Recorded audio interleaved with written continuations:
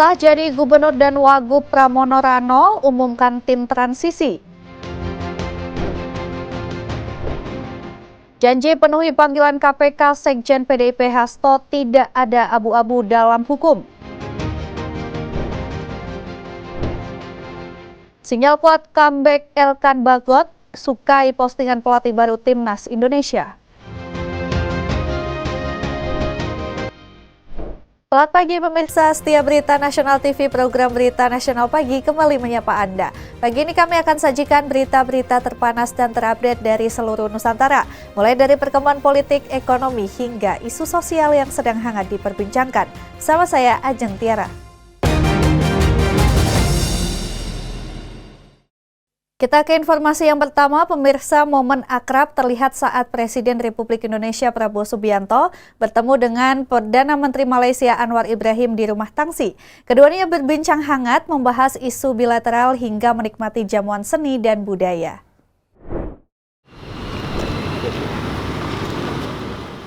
Presiden Prabowo Subianto bertemu Perdana Menteri Malaysia Anwar Ibrahim di Rumah Tangsi Kuala Lumpur Kamis 9 Januari 2025. Kedatangan Prabowo disambut hangat, menandai hubungan persahabatan telah lama terjalin antara kedua tokoh.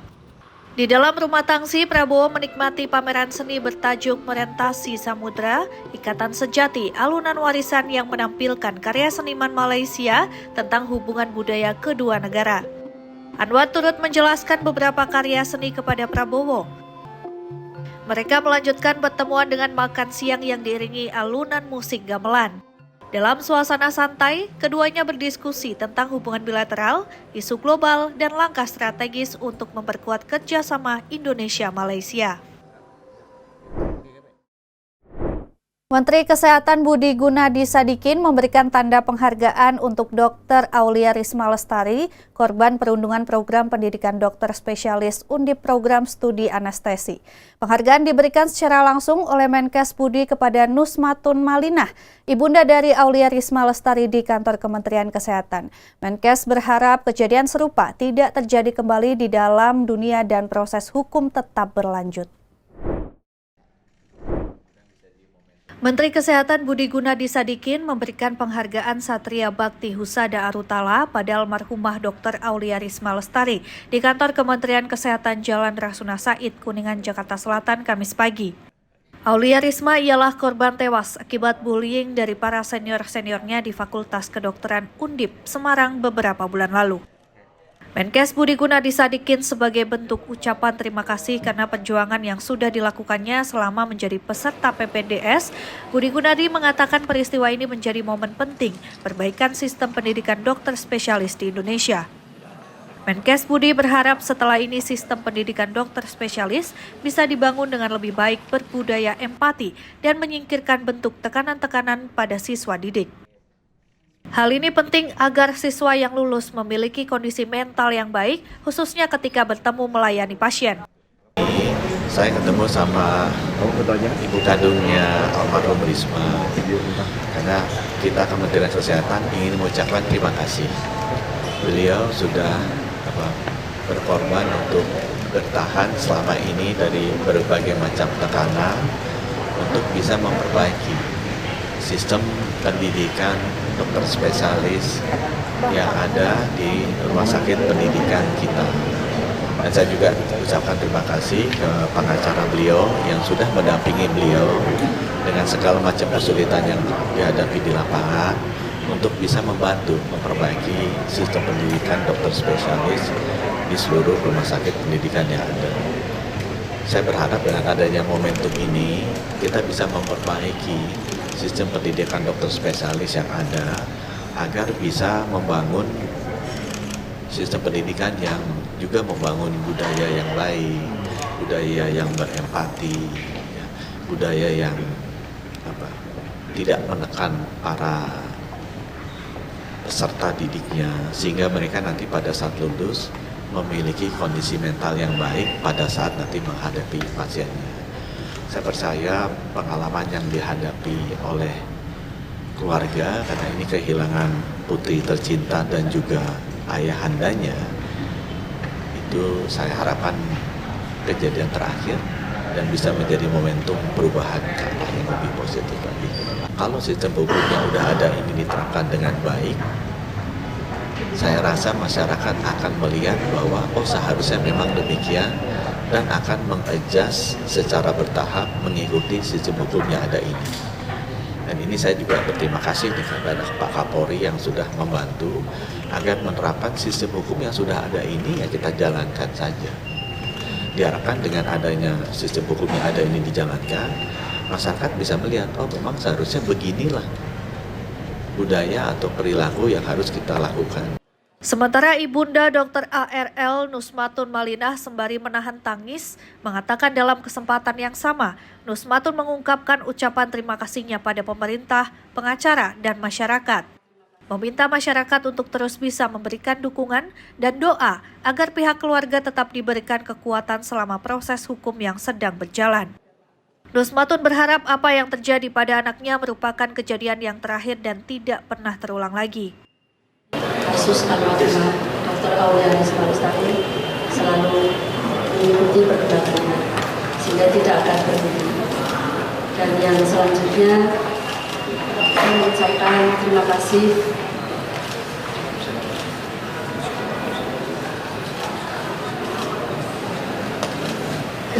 kepada Pak Menteri Kesehatan Pak Budi Gunadi Sadikin yang telah memperhatikan perkembangan kasus almarhumah sehingga bisa sampai pada kasus penetapan tersangka. Untuk diketahui, Dr. Auliaris Malestari meninggal dunia akibat menjadi korban perundungan oleh para senior-seniornya. Sementara Polda Jawa Tengah telah mengamankan ketiga tersangka yang merupakan sesama dokter seniornya di Universitas Diponegoro Semarang, Jawa Tengah berinisial TE, SM, dan ZR. Dari Jakarta Selatan, Aji Atmoko, Berita Nasional TV. Menko Infrastruktur dan Pembangunan Kewilayahan Agus Harimurti Yudhoyono mengatakan usai pelaksanaan Nataru, selain harga tiket pesawat, pemerintah mewacanakan menurunkan harga tiket pelni pada pelaksanaan mudik Lebaran 2025. Hal ini ia sampaikan usai melakukan rapat koordinasi dan pembahasan kerja tahun anggaran 2025 di kantornya di Jalan Tamrin, Jakarta Pusat, Rabu sore. AHY mengatakan berdasar pengalaman pelaksanaan Nataru telah melakukan evaluasi awal bersama Kementerian Perhubungan dan pihak terkait lainnya. Menurutnya penurunan harga tiket pesawat sekitar 10% pada high season di momen Nataru sebagai hal yang jarang terjadi. Dirinya juga mengaku pemerintah kembali akan mengatur penurunan harga tiket pesawat dan kapal laut milik Pelni saat momen mudik Lebaran 2025 mendatang. Walau belum mengumumkan rinci terkait pelaksanaan dari wacana tersebut, AHY mengatakan selain penurunan harga tiket, pelayanan transportasi publik juga tetap perlu dipantau pengaturan hingga aspek keamanan dan kenyamanan penumpang. Ke depan tentu kita harus bekerja keras lagi karena Nataru sudah berakhir, tetapi kita menghadapi 3 bulan lagi adalah masa bulan suci Ramadan dan kita tentunya selalu punya pengalaman di masa Lebaran itu akan terjadi ledakan mobilitas masyarakat di berbagai daerah. Pertama, kita ingin meyakinkan sekali lagi aman dulu nomor 1. Yang kedua nyaman. Nah, kemacetan itu harus diurai. Tadi dipaparkan oleh Pak Menteri Perhubungan, misalnya menghadapi atau mengantisipasi kemacetan atau penumpukan yang begitu chaotic ya, apa itu istilahnya, untuk menuju ke wilayah Sumatera misalnya, di Merak itu sudah disiapkan buffer zone. Tetapi itu perlu dicek sekali lagi segala sesuatunya dan membutuhkan waktu dan kita juga ingin meyakinkan semua terlibat untuk meyakinkan ini dijalankan dengan disiplin, manajemen lalu lintas juga semakin baik dan selebihnya kita berupaya kembali untuk menurunkan harga tiket pesawat termasuk juga moda transportasi lainnya. Dari Jakarta, Anggada Agung, Berita Nasional TV. Beralih ke informasi lain, pemirsa, Gubernur dan Wakil Gubernur Jakarta terpilih Pramono Anung dan Rano Karno resmi mengumumkan tim transisi yang akan membantunya nanti. Pengumuman ini disampaikan usai keduanya resmi ditetapkan oleh Komisi Pemilihan Umum Daerah KPUD Jakarta sebagai Gubernur dan Wakil Gubernur Jakarta terpilih periode 2024-2029. Komisi Pemilihan Umum Daerah KPUD telah menetapkan pasangan Pramono Anung Rano Karno sebagai Gubernur dan Wakil Gubernur Jakarta terpilih periode 2024-2029. Usai penetapan oleh KPU Jakarta, Pramono langsung mengumumkan susunan tim transisi. Pramono mengatakan tugas dan fungsi tim transisi lebih untuk bantu transisi pemerintahan. Sehingga usai pelantikan nanti, dirinya dan Rano Karno bisa langsung bekerja memimpin Jakarta. Pramono mengungkapkan setidaknya ada 16 orang yang mengisi jadi tim transisi. Ia pun membocorkan salah satu nama, yakni Imam Mahdiah, yang juga Wakil Ketua DPRD Jakarta periode 2024-2029. Itu saya akan menyampaikan kepada saudara-saudara sekalian, sekaligus sebagai apa yang pernah saya sampaikan, bahwa akan ada tim transisi pemerintahan yang sifatnya adalah menyiapkan, bukan memutuskan, menyiapkan peralihan atau transisi pemerintahan supaya nanti begitu pelantikan saya dan Bang Dul bisa langsung bekerja. Nama-nama yang kami pilih adalah merepresentasikan apa yang membantu saya selama ini, apa yang membantu Bang Dul, dan orang-orang yang bekerja secara profesional. Bahkan ada beberapa nama yang kemudian saya secara khusus mengajak diskusi untuk mengetahui bagaimana kemampuan dan sebagainya. Atas izin Bang Dul, saya sudah diskusi dengan Bang Dul, saya akan mengumumkan nama-namanya. Ada 14 nama. Yang pertama, ketua timnya adalah Saudari Ima. Ya pemirsa, mantan politikus PDI Perjuangan Effendi Simbolon menyebut bahwa status tersangka Sekjen PDI Perjuangan Hasto Kristianto oleh KPK merupakan sebuah petaka besar yang dialami PDI Perjuangan. Dalam hal ini, Effendi mengusulkan agar dilakukan penggantian kepengurusan mulai dari Sekjen hingga Ketua Umum PDI Perjuangan. Nggak ada tanggapan. Mantan politikus PDI Perjuangan Effendi Simbolon angkat bicara terkait penetapan tersangka oleh Sekjen PDI Perjuangan Hasto Kristianto oleh KPK. Menurutnya hal tersebut merupakan petaka besar bagi Partai PDI Perjuangan. Ia menilai selama menjadi kader PDI Perjuangan belum pernah ada posisi tinggi kader partai berlambang banteng itu sebesar kasus Hasto yang kini telah ditetapkan tersangka oleh KPK.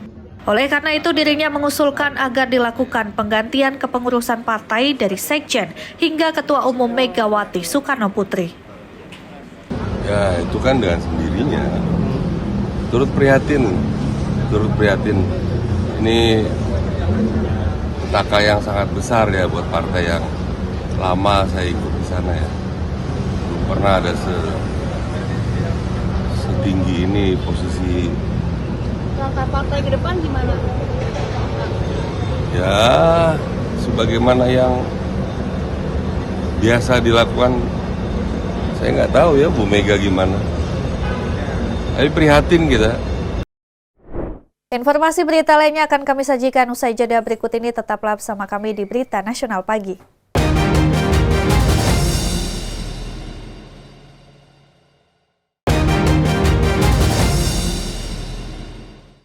Terima kasih Anda masih menyaksikan Berita Nasional Pagi. Pemirsa, Sekjen PDIP Hasto Kristianto mengungkap persiapannya sebelum penuhi panggilan KPK sebagai tersangka dugaan suap pergantian antar waktu Harun Masiku pada Senin 13 Januari.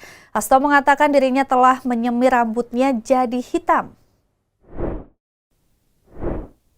Ini merupakan kali pertama Sekjen PDIP Hasto Kristianto di hadapan publik. Hasto hadir dalam konferensi pers HUT PDIP ke-52 didampingi Ketua DPP PDIP Jarod Saiful Hidayat, Ketua DPP PDIP Roni Talapesi, serta juru bicara PDIP Guntur Romli. Hasto mengaku siap penuhi panggilan KPK sebagai tersangka dugaan suap pergantian antar waktu atau PAW Harun Masiku pada Senin 13 Januari. Ia juga sempat berkelakar, sudah menyemir rambut menjadi hitam. Hingga terhadap proses ini akan saya jalani dengan penuh tanggung jawab, dengan kepala tegak, karena saya juga tahu sejak awal konsekuensinya ketika memperjuangkan demokrasi, prinsip-prinsip bekerjanya negara hukum, campur tangan kekuasaan yang sudah saya sampaikan di dalam disertasi saya tentang pelembagaan partai dan ketahanan partai politik. Karena itulah demokrasi ini harus kita junjung tinggi, semua harus menghormati supremasi hukum dengan sebaik-baiknya. Kalau ada yang nanya persiapan Pak Hasto apa? Setidaknya rambut saya sudah saya semir hitam. Jadi sebagai lambang tidak ada yang abu-abu dalam hukum. Dan ini juga kata Pak Jarod, saya menjadi lebih muda.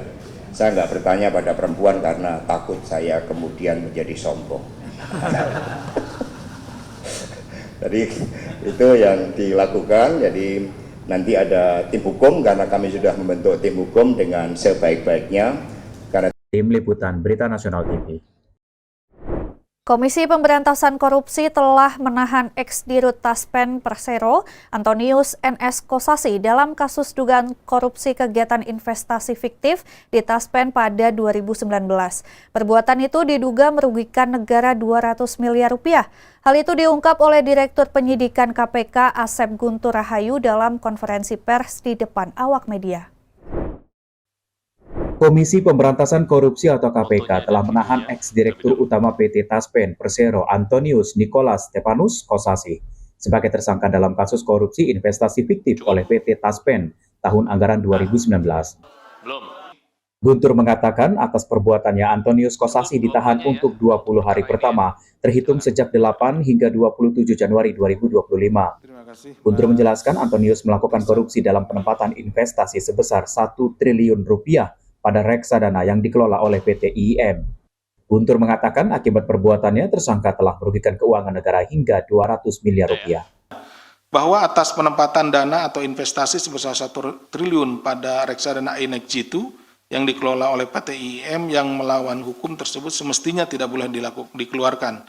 Terdapat beberapa pihak yang mendapat keuntungan antara lain PT IIM sekurang-kurangnya sebesar 78 miliar rupiah, PT VSI sekurang-kurangnya 2,2 miliar rupiah, PT PS sekurang-kurangnya 102 juta, dan PT SM sekurang-kurangnya 44 juta. Pihak lain yang terafiliasi dengan tersangka NSK dan tersangka EHP. Bahwa atas rangkaian perbuatan melawan hukum yang dilakukan oleh tersangka NSK bersama-sama dengan tersangka EHV tersebut diduga telah merugikan keuangan negara atas penempatan dana investasi PT Taspen sebesar 1 triliun pada RD INEC G2 yang dikelola PT IIM tidak-tidaknya sebesar 200 miliar rupiah. KPK selanjutnya melakukan penahanan kepada tersangka NSK dan untuk 20 hari pertama terhitung sejak 8 Januari sampai dengan 27 Januari 2025. Penahanan dilakukan di Rutan Cabang Gedung KPK. Tim Liputan Berita Nasional TV. Beralih ke informasi lain, pemirsa, pintu air Manggarai masih berada di status siaga 4 atau normal, meskipun Jakarta diguyur hujan beberapa hari terakhir. Berikut laporan reporter kami Natasha Alko bersama juru kamera Dewanata Mahendra dari pintu air Manggarai, Jakarta. Pemirsa, memang Jakarta telah diguyur hujan sejak tadi malam. Akibatnya memang sejumlah titik pintu air di Jakarta mengalami kenaikan. Namun dari pantauan kami di pintu air Manggarai tidak ada kenaikan debit air yang signifikan. Tadi juga tim operasional pintu air Manggarai telah menginformasikan bahwa status pintu air Manggarai masih berada di status siaga 4, yang artinya ini masih normal dan tidak ada potensi banjir sama sekali. Namun dirinya juga tetap mengimbau kepada warga Jakarta yang rumahnya berada di bantaran kali untuk tetap waspada jika sampai malam nanti hujan kembali mengguyur Jakarta yang cukup deras. Untuk ketinggian di pintu air Manggarai saat ini jam 11 siang di 700 cm. Untuk statusnya masih di siaga 4 dan masih aman.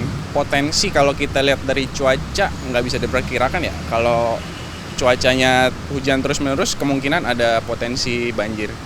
Himbauan untuk warga Jakarta yang rumahnya berada di bantaran Sungai Ciliwung agar tetap selalu waspada, berhati-hati dan mengamankan barang-barang yang penting dan berharga. Dari Jakarta, Natasha Alko Dewanata melaporkan untuk Berita Nasional TV. Seorang pria yang baru menikah tewas tenggelam mandi di sungai. Sementara itu istri menjerit histeris hingga jatuh pingsan saat mengetahui suaminya hilang di bawah arus sungai deras. Inilah detik-detik Arif Pranata melompat untuk mandi di Sungai Bedera, Kecamatan Medan, Marelan. Pria 21 tahun itu tenggelam terbawa derasnya arus Sungai Bedera yang deras. Sementara sang istri Siti Azizah yang datang ke lokasi tenggelamnya sang suami histeris dan jatuh pingsan. Awalnya, korban yang baru menikah melompat dari jembatan untuk mandi di Sungai Bedera, lingkungan 9, Kelurahan Terjun, Kecamatan Medan Marelan, Senin sore. Tak beberapa lama terjun ke sungai, korban sempat berusaha berenang ke tepi seberang sungai. Naas arus sungai cukup deras menyeret tubuh korban dan hilang. Warga sempat berusaha melakukan pencarian sebelum akhirnya melaporkan peristiwa tersebut ke Basarnas Kota Medan. Nah, itu lompat dari jembatan gak lama selang ada 20 meter udah melambaikan dua belah tangannya. Cuma yang lain begitu mengejar nggak dapat. Timbul lagi di sekitar 30 meter lagi nampak nongol rambutnya, dikejar lagi udah nggak dapat lagi sampai. Iya.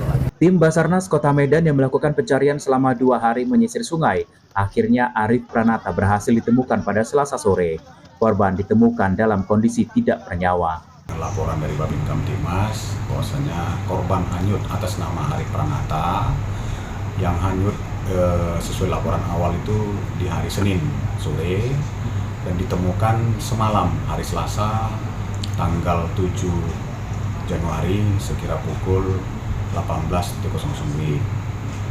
Setelah ditemukan langsung dibawa ke rumah orang tua korban yang berada di Mabar, dan hasil identifikasi bahwasannya yang bersangkutan murni tenggelam, mati karena tenggelam dan tidak ada tanda-tanda kekerasan. Setelah dievakuasi oleh tim Basarnas bersama Polsek Medan Labuhan, jasad korban lalu dibawa ke rumah orang tuanya di daerah Kecamatan Medan Deli. Jenazah korban kini sudah dikebumikan. Resi Erlangga, Medan, Sumatera Utara. Kecelakaan tragis melibatkan bus pariwisata terjadi di Jalan Imam Bonjol, Kota Batu, Jawa Timur pada Rabu malam 8 Januari 2025. Diduga remblong menjadi penyebab bus pariwisata asal Bali, menyebabkan beberapa kendaraan remuk dan 4 orang meninggal dunia.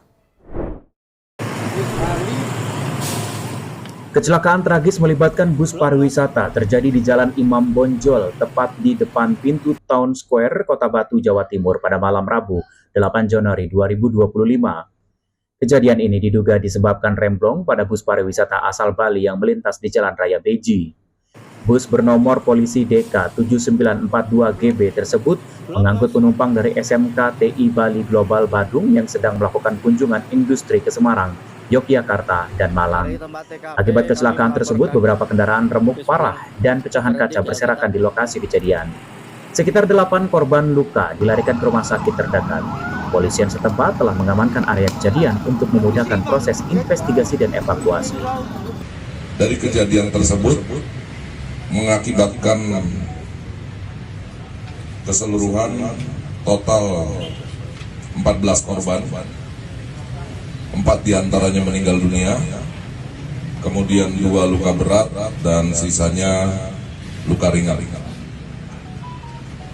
Sampai saat ini kami masih terus melakukan penyelidikan faktor-faktor penyebab terjadinya kecelakaan, di mana diketahui dari titik nol, diketahui bahwa supir bis tidak bisa mengendalikan laju kendaraan karena faktor fungsi pengereman yang gagal, sampai dengan posisi akhir bis berhenti berjarak kurang lebih 2,3 km. Ya, informasi berita lainnya akan kami sajikan usai jeda berikut ini. Tetaplah bersama kami di Berita Nasional Pagi.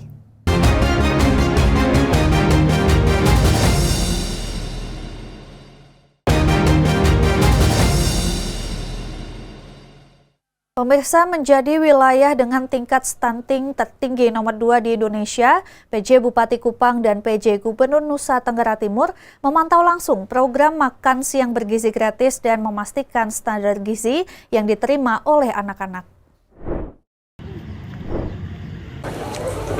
Pelaksanaan program makan siang gizi gratis yang dilaksanakan hingga hari ini masih memfokuskan menu makanan yang diberikan kepada siswa-siswi sekolah dasar di wilayah Indonesia Timur.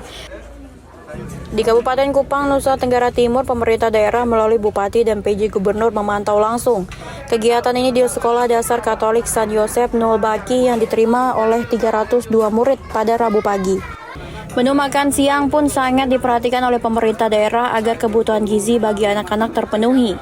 Nasi dan sayur menjadi menu utama yang diberikan kepada siswa-siswi serta adanya pisang dan telur ayam sebagai pelengkap gizi. Nusa Tenggara Timur merupakan daerah dengan tingkat stunting tertinggi nomor 2 di Indonesia. Maka dari itu pemerintah melalui penjabatnya sangat mendukung program Presiden Prabowo Subianto ini.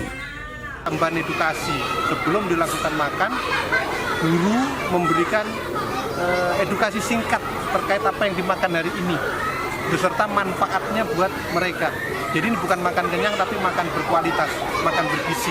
Jadi ada unsur karbo, ada unsur protein, ada unsur vitamin dan mineral, itu diedukasikan kepada anak-anak agar masuk di mindset mereka. Sampai nanti dia tua, sampai dia besar, sampai dia berkeluarga, dia nanti akan mengedukasi anak-anaknya bahwa sayur itu penting, buah itu penting. Kalau tidak dilakukan itu, nanti dia hanya menghormati, rutin makan, edukasinya nggak dapat. Pemirsa, informasi tadi sekaligus mengakhiri jumpa kita. Demikian berita nasional pagi telah menemani Anda. Saya Ajeng Tiara beserta kru yang bertugas pamit undur diri. Selamat pagi dan selamat beraktivitas.